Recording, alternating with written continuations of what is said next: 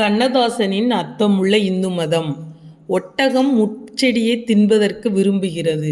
ஆனால் முட்களை தின்னும் போது அதன் வாயில் இருந்து இரத்தம் பீறிட்டு வருகிறது. இருப்பினும் அது முட்களையே தின்னச் செல்கிறது. அதை விடுவதில்லை. சம்சாரிகள் எத்தனையோ துன்பங்களுக்கும் கஷ்டங்களுக்கும் உள்ளாகிறார்கள். இருப்பினும் சில நாட்களிலேயே அவற்றை மறந்து முன்போலவே ஆகிவிடுகிறார்கள். மனைவி இறந்து விடுகிறாள் அல்லது துரோகம் செய்து விடுகிறாள் என்று வைத்துக்கொள்வோம். கணவன் அதோடு சந்நியாசியாகி விடுகிறானா? இல்லை, அவன் வேறு கல்யாணம் செய்து கொள்கிறான். குழந்தை இறந்துவிட்டால் பெற்றோர்கள் அழுகிறார்கள். அந்த கவலையும் சில நாட்களிலே. பிறகு தாய் தன் அலங்காரங்களை தொடங்குகிறாள், ஆசையை வளர்க்கிறாள். அடுத்த குழந்தைக்கு தாயாகி விடுகிறாள். பெற்ற பெண்ணுக்கு கல்யாணம் செய்வதற்காக சொத்துக்களையே சிலர் இழந்து விடுகிறார்கள். அதில் நன்றாக அவதிப்பட்டும் கூட அடுத்தொரு பெண்ணை பெற்றுக்கொள்கிறார்கள். கோர்ட்டில் வழக்காடி சிலர் எல்லா சொத்துக்களையும் இழந்து விடுகிறார்கள். ஆனால் மிச்சமிருக்கும் சொத்தை விற்றாவது இன்னொரு வழக்கு போடுகிறார்கள். பாம்பு பெருச்சாளியை விழுங்க முயலுகிறது. விழுங்கவும் முடியவில்லை, துப்பவும் முடியவில்லை. மனித வாழ்க்கை இதுதான். பகவான் ராமகிருஷ்ணர் ஆப்பசைத்த குரங்கின் நிலையிலுள்ள கிரகஸ்தர்களை இப்படி விமர்சிக்கிறார். இதோ திருமணம் நடக்கப் போகிறது. நீ குடும்பத்திற்குள் நுழையப் போகிறாய். திருமணத்தை நினைக்கும் போது குதூகலமாகத்தான் இருக்கிறது. பஜ்ஜி சாப்பிடும்போது கடலை மாவின் சுவைதான் தெரியுமே தவிர எதிரொலி தெரியாது. வயிற்றை வலிக்கும் போதுதான் அது புரியும். திருமணம் நடக்கும்போது அந்த உற்சாகத்தில் எதிர்காலத்தை பற்றிய சிந்தனை வராது. ஆனால் எதிர்காலம் திருமண காலத்தைப் போல இருக்காது என்பது உண்மை. பொறுப்பற்ற நிலையிலே திருமணம், பொறுப்பை சுமந்த நிலையில் குடும்ப வாழ்க்கை. பெண்ணின் அழகு, வரதட்சணை வரவு, நண்பர்கள் கூட்டம், வாழ்த்து தந்திகள், இதிலே கவலைப்படுவதற்கு என்ன இருக்கிறது? 2 குழந்தை பிறந்து திக்குமுக்காடும் போதுதான் சந்தோஷப்படுவதற்கு என்ன இருக்கிறது? இன்பமும் துன்பமும் நேரத்தையும் சூழ்நிலையும் பொறுத்தவை. நேரம் இறைவனின் நிர்ணயம். சஞ்சலமிக்க மனதை பயிற்சியால் தெளிய வைக்க முடியும் என்று பகவான் கீதையிலே சொன்னது போல், குடும்பத்தில் நுழைந்தவுடனேயே சில பயிற்சிகளை மேற்கொண்டால் எதிர்காலத்தில் நாமாக வரவழைத்து கொள்ளும் சில துன்பங்களை தடுத்துவிட முடியும். திருமணம் முடிந்துவிட்டது. ஒரு நல்ல குடும்ப பெண்ணுக்கு அதுதான் முதலிரவாக இருக்க முடியும். உனக்கும் அதுதான் முதலிரவா? இல்லை என்றால் உனக்கு சொல்ல வேண்டியது எதுவும் இல்லை.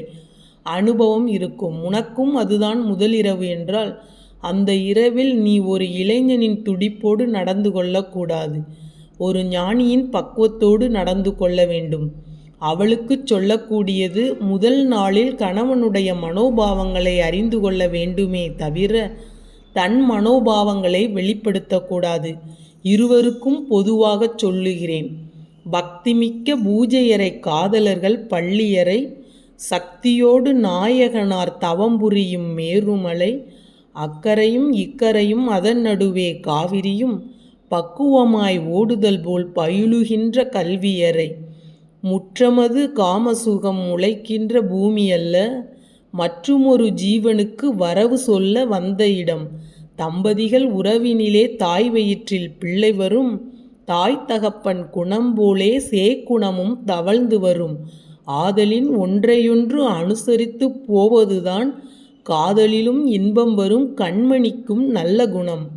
காதலில் மனைவி அவள் கருவடைந்த பின்னாலே 5 மாதம் வரைக்கும் அழுவது என்பது ஆகாது.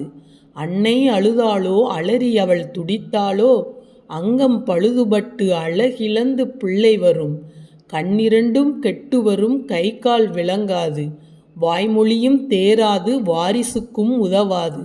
எப்போதும் சிரித்தபடி இருக்கின்ற பெண்மையில்தான் தப்பாமல் நல்லதொரு தங்க மகன் ஈன்றெடுப்பாள். கணவன் அழகாய் கண்மணியை எதிர்பார்த்தால் மனைவி மனம் நோகும் வார்த்தை சொல்லக்கூடாது. அன்பு மொழி பேசி அரவணைத்து எந்நாளும் தன்னையே மனைவி அவள் சார்ந்திருக்கச் செய்துவிட்டால் பொன்னை வடித்தது போல் புத்திரர்கள் பிறப்பார்கள். கணந்தோறும் கணவனையே நினைத்திருந்தால் அவள் பெறும் ஓர் பிள்ளை என்றும் அப்பாவை போலிருக்கும். ஆளான பின்னாலே ஆண்டாண்டு பொறுத்தவள்தான் நாளாகி வயதாகி நல்ல மனம் முடித்தவள்தான். ஆசை நிறைந்தாலும் அடக்கம் மிகுந்தவள்தான். ஆனாலும் அந்த அழகுமயில் வாழ்க்கையிலே சூளான பின்னால்தான் சுகம் காணும் மயக்கம் வரும். தேடும் மனையாளை திருப்தியுடன் வைத்திருந்தால் கூடுகின்ற சந்ததியும் குணத்தோடு வந்து தித்திக்கும். மணவாழ்வு வாழுகையில் மறுவார்த்தை ஆகாது. தாய் கொடுத்த சீர்வரிசை சகிக்கவில்லை என்பதும், ஜாடையாய் பேசுவதும், தரம் குறைத்து காட்டுவதும், அப்பன் கொடுத்தது ஆளாக்கு என்பதும் வடுவாக நின்றுவிடும். வாழ்நாளில் ஆறாது.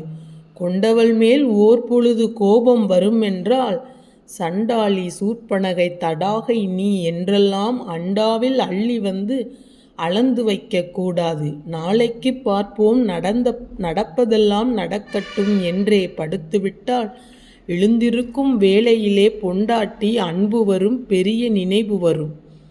கடுகு அரிசியினை கல்தரையில் கொட்டிவிட்டால் உடனே பொறுக்கியதை ஓர்புறத்தில் சேர்த்திடலாம்.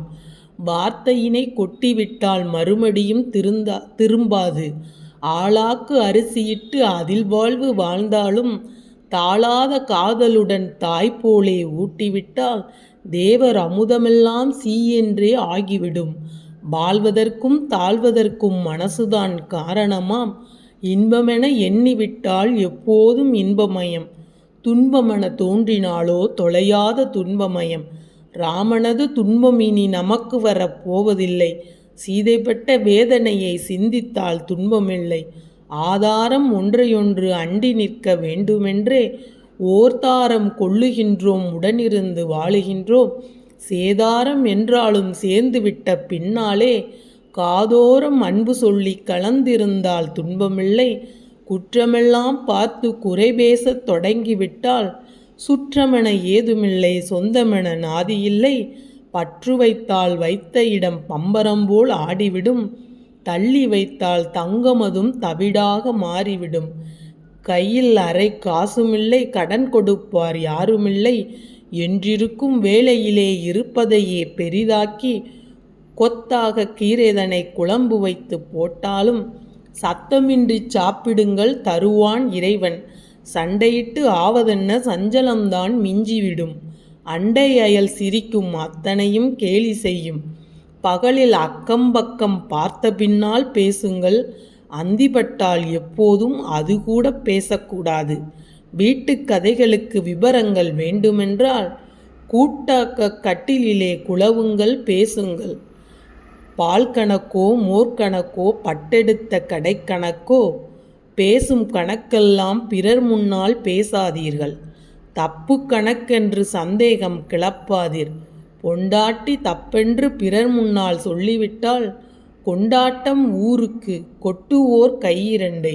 பால் போன்ற வேட்டியிலே பட்டகரை அத்தனையும் பார்ப்பவர் கண்களுக்கு படம் போல தோன்றிவிடும். நாட்டு மக்கள் வாழ்க்கையெல்லாம் நாளும் கலந்துதான். வீட்டுக்கு வீடு ஒரு விரிவான கதை இருக்கும். உன் கதையை கேட்டதனால் ஊரார் அழுவதில்லை. சிலரோ சிரிப்பார்கள், திண்டாடு என்பார்கள். நாட்டிலா வாழுகிறோம், நாளும் திரிந்திருக்கும் காட்டில் உலாவுகிறோம். கவனம் மிக தேவை. எடுத்த அடி ஒவ்வொன்றும் எச்சரிக்கையாய் விழுந்தால் அடுத்த அடி தப்பாது ஆண்டவனார் துணை இருப்பார். இந்து மத பெண்களது எத்தனையோ துன்பங்கள் மௌனம் என்னும் தீயினில் மாயமாய் போனதுண்டு. வாய்க்கட்டு வேண்டும் என்று வகையாய் உரைப்பார்கள். அதற்கு பொருள் இரண்டு. ஆகாத வார்த்தைகளை ஊரெங்கும் வீசாமல் உள்ளேவை என்பதொன்று. வாய்ச்சுவையை நாடி வயிற்றை கெடுக்காமல் வாய்க்கட்டு போடு என்னும் வகையான புத்தியொன்று. பெருக்கத்து வேண்டும் பணிவென்றும் எந்நாளும் சுருக்கத்து வேண்டும் உயர்வென்றும் சொன்னார்கள். வற்றாத செல்வங்கள் வளமாகச் சேருகையில் அடக்கம் பணிவிருந்தால் அனைவருமே மதிப்பார்கள். இவ்வளவு பணமிருந்தும் எவ்வளவு பணிவென்று ஊரார்கள் புகழ்வார்கள், உன்னடியில் பணிவார்கள். கையில் பணமில்லை, கடனாளி ஆகிவிட்டான் என்றெல்லாம் ஊரார் ஏளனமாய் பேசுகையில் கை நிறைய மோதிரங்கள், கடிகாரம், சங்கிலிகள், பட்டாடை கட்டி பவனி வர வேண்டும் நீ. அப்போது ஊரார் அதை என்ன சொல்வார்கள்? எவனோ புழுகுகிறான், இவனா கடனாளி, பொண்டாட்டி பேரில் பெரிய பணம் வைத்துள்ளான் என்பார்கள். நீயே இன்னுமொரு தொழில் செய்தால் அவரே பணம் தந்து ஆதரிக்க வருவார்கள். 4 புறம் கத்தி, நடுவிலொரு முள்வேலி, முள்வேலி மீதே மோகனமாய் நாட்டியங்கள். இதுதானே வாழ்க்கை? எதற்கு கலங்குகிறாய்? காலத்தைப் பார்த்து கணக்காய் தொழில் செய்தால் ஞாலமே உன் கையில். நவின்றாரா வள்ளுவனார்? நீரில் அழுக்கிருந்தால் நீரருந்த மாட்டோமோ? காய்ச்சி குடிக்கின்றோம், கவலைக்கு வேலை என்ன? இடுக்கண் வருங்கால் நகுக என்றால் எந்நாளும் அடுத்து வருவது போல் இருப்பதில்லை. சகடத்தில் ஏறிவிட்டால் தாழ்ந்தும் உயர்ந்தும் வரும். இருட்டு வெளிச்சமென இரண்டும் வைத்தான் பேரிறைவன். இன்ப துன்பங்களுக்கு இதுதான் நியதி என்றான். கோடை வெயிலடித்து கொளுத்துகின்ற வேளையிலே அம்மா மழை என்று அலறுகிறோம்.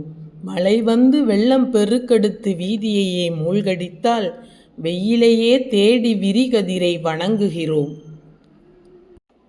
கூடும் குறையும், குறைந்ததெல்லாம் கூடிவிடும். வாடும் வறளும், வறண்டதெல்லாம் வளமாகும். எப்போது எது நடக்கும் இறைவனுக்குத்தான் தெரியும். நடைபோடும் எந்திரங்கள் இவ்வுலகில் ஏதுமில்லை. போடும் நடையை பொடிநடையாய் போடுங்கள்.